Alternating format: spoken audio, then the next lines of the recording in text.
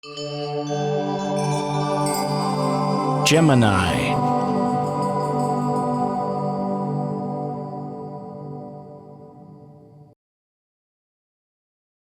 Hello Gemini, this is your January astrological forecast for 2017 and Happy New Year. And listen, you are having the time of your life right now when it comes to your career because you're starting off this month with this Mars-Neptune conjunct in your 10th house for career.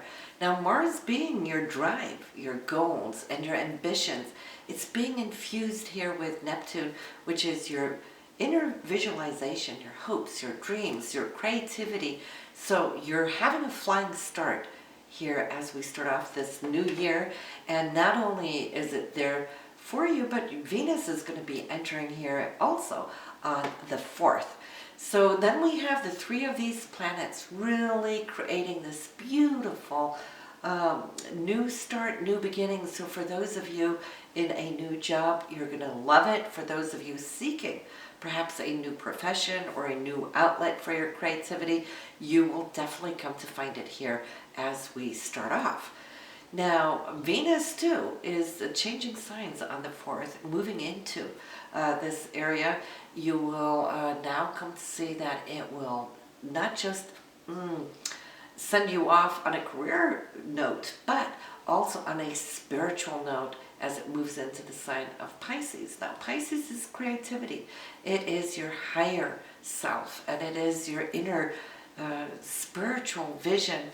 And I'd like to see where this is going to take you next month. I'm already working on your February charts, but when these planets now move into that area of your chart, well, then you're really going to start seeing how groups are going to start coming to shape and form around you and where you're taking all of these energies. It's also a romantic time for you, Gemini. I feel that what you've been working for in your relationships, that too is coming together, moving forward, not just in small little steps, but this could be a month of leaps and bounds to attain those goals, those desires that you've been holding. We also have now the Sun, Mercury, and Pluto, and this is where also your main focus of the month will be. That's your 8th house, which has to do with shared resources. That's resources that you have with your partner. It's also where you might just be looking at for royalties and commissions. If you work on that basis, you can see how this will come into focus, and you can perhaps work it, negotiate it, expand it. But it's also investments, insurance payouts, and so forth. Perhaps even inheritances, if you've been working on it and if you've seen that it's been a little delayed, well, that could have been that Mercury retrograde, but it is going to start picking up speed after their January 8th. So until then, you'll see how communications in this area might just behoove you. Don't hold back. This is a time to really step forward if you're wanting to see any kind of rise and getting it a notch higher, because both the Sun and Mercury will be meeting up with Pluto throughout this time, and that is the pivotal point of transformation. When these two planets hit your Pluto, happens once a year. And since your Pluto is in the 8th house, this is the area that is really going to kick the Sun with new energy, Mercury with your new energy. So the infusement will definitely be felt and known. The 8th house, too, before I leave it, has to do with intimacy. It's how you share with your partner. Since Mercury's there, it's communication. So you might find that this is a great time to talk about those things that are very deeply felt. The 8th house is the house of Scorpio. So you might just be able to kind of dig deep down into the core and figure out where the two of you are and whether you're on the same page or not. And if not, well, then you can tweak it. That's the upside of this transit. But we also have Mars. Mars will be changing signs this month. You will be having it here in your 10th house for career until the 29th. After that, it will move into your 11th house for hopes and dreams. More on that in your February scope. but you have all of this energy now to set straight, get all your ducks in a row as far as your career, and you will be set to go for the next 2 years until Mars comes back around to this area of your chart. When we look at the calendar, let's start on top. That is Mars Neptune. We just talked about that. Your career, vision, dream, goals, and so forth. But then on the 3rd, we got communication and love-related matters coming in. Great time to talk to your loved one. It's a great time to express your creativity. Venus rules money as well. Any money talks here on the 3rd, you can come to see that that will definitely behoove you. On the 7th, that's when the Sun will meet up with Pluto, as we mentioned, and the Sun will get its annual infusion from this transformational energy of Pluto, which empowers and strengthens you. So as you move forward, your Sun will be empowered and strong. We have a little unexpected news on the 10th. For you, this will be in the area, could be coming from one of your friends perhaps, or it could be a group or organization that might just let something out of the box. You might feel like you need to kick into action here on the 11th, where Mars and Pluto, they're sextile. This is dynamite and it's nuclear. Both of them want to move forward. They want to jump at some opportunity. If you're starting anything new, well, at least that Mercury retrograde is now moving forward, so you're good to go. You got a green light on that, Gemini. I feel that your goals right now, whatever it is that you choose to do on the 11th, it will hold this power of what it is you start for 2 years until Mars will meet up with Pluto again. And so you will just feel super powerful. On the 11th, there is a choice. You might not know which direction to go. Jupiter here is being squared by the Sun. However, though, this is where you want to trust your instinctual levels, that Mars-Pluto, because it's happening on the very same day. Jupiter for you is in the 5th house, so there might be a situation with one of your children, maybe in a money-related matter. You might want to think about it, discuss it. You'll figure it out by the 12th. You're good to go on the 12th. In fact, the 12th is a great money day. It's also a very romantic day, so circle that in on your calendar when Venus and Neptune are conjunct. This happens 1 day per year. And for you, this is all taking place in your 10th house for career. But the 10th house isn't just work or career. It's those goals that we work for, that we're trying to obtain, achieve. So romantically, whatever you've been working on here, Gemini, to achieve with your partner, what a great day to bring this up between the two of you and have some very romantic talks.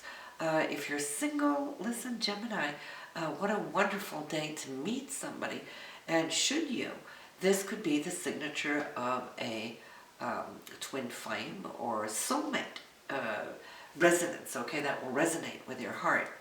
On the 19th, though, here we have directions. Mars wants to act, it wants to jump to a conclusion. Saturn might be holding you back. There's a karmic situation here. Saturn's always looking out for you and wanting you to make the right choices.